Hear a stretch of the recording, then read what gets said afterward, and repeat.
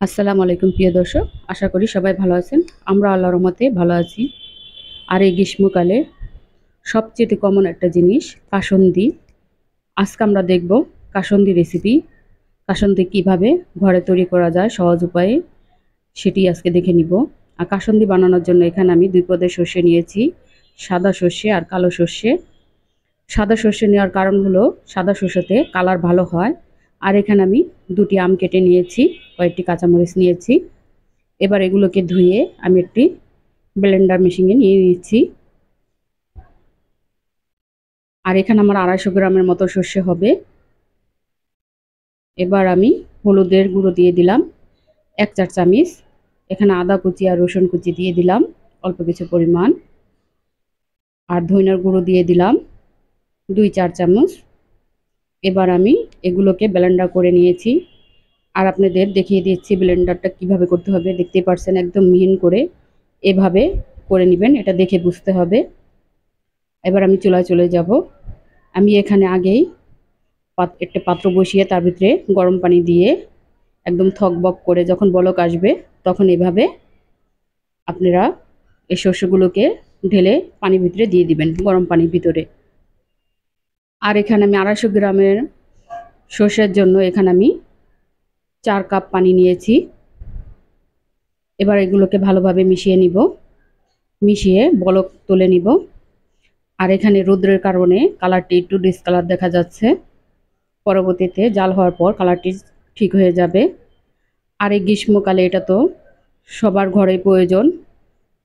আম, জাম, যে কোনো ভর্তা, পেয়ারা, আমরা যে কোনো কিছু খেতে চান কাসুন্দি লাগবে। এখানে আমি স্বাদ মতো লবণ আর বিট লবণ দিয়ে দিচ্ছি 1 চামচ। এবার এগুলোকে ভালোভাবে নেড়েচেড়ে মিশিয়ে নিব। তাই ঘরে কিভাবে একটি পিওর জিনিস বানানো যায় সেটাই একটু আপনাদের দেখানোর চেষ্টা করলাম।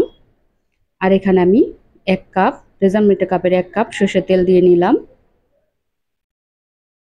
আপনারা এইভাবে ঘরে বানাতে চেষ্টা করবেন। আর কাসুন্দিটি আম, আমড়া, জলপাই দিয়েও বানানো যায়। আর যদি এই দুটো তিনটি জিনিসের একটি উপকরণ না থাকে তাহলে আপনারা সিরকা দিয়েও বানিয়ে নিতে পারবেন। আর সিরকার পরিমাণটা আমি যে পরিমাণে সিরকা দিয়েছি তার থেকে একটু বাড়িয়ে দিলে হবে। কিন্তু যে জিনিসের স্বাদ আম দিয়েই সব থেকে ভালো হয়, আর এটা এই দিনে বানানো হয়। এখানে আমি 1/4 কাপ চিনি দিয়ে নিলাম আর 1 কাপ সিরকা দিয়ে নিলাম। এবার 15-20 মিনিট জাল করব। জাল করার পরে এটা হয়ে যাবে, আস্তে আস্তে কালার চেঞ্জ হবে, পানিটিও শুকিয়ে আসবে। আগে মানুষ এরকম কাসুন্দি বানাতো, খুবই পরিশ্রম হতো, সবাই জানতো না। এখন তো মোবাইলে যে কোনো চ্যানেলই দেখলেই সহজেই বানানো যায়। আপনারা এইভাবে বানাবেন। আমি খুবই সহজে করে আপনাদের বানিয়ে দেখালাম। দেখতে পাচ্ছেন আস্তে আস্তে কালার চেঞ্জ হয়েছে আর ঘন হয়ে আসতেছে।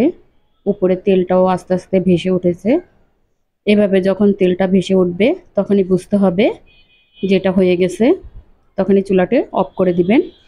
আর এটা ঠান্ডা করে তারপরে যে কোনো কিছুতে রাখবেন।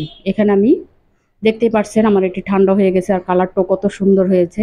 আমি আগেই বলেছিলাম কালারটি ঠান্ডা হলে ঠিক হয়ে যাবে। এখন হয়েছে তো দোকানের মতো কাসুন্দি। এই তো দেখেন আমার 250 গ্রাম কাসুন্দিতে 3টি বক্স ভরেছে। এখন আমি 2-3 দিন এভাবে রোদ্রে দিব, তারপরে 1 বছর এটা সংরক্ষণ করব নর্মাল ফ্রিজে রেখে।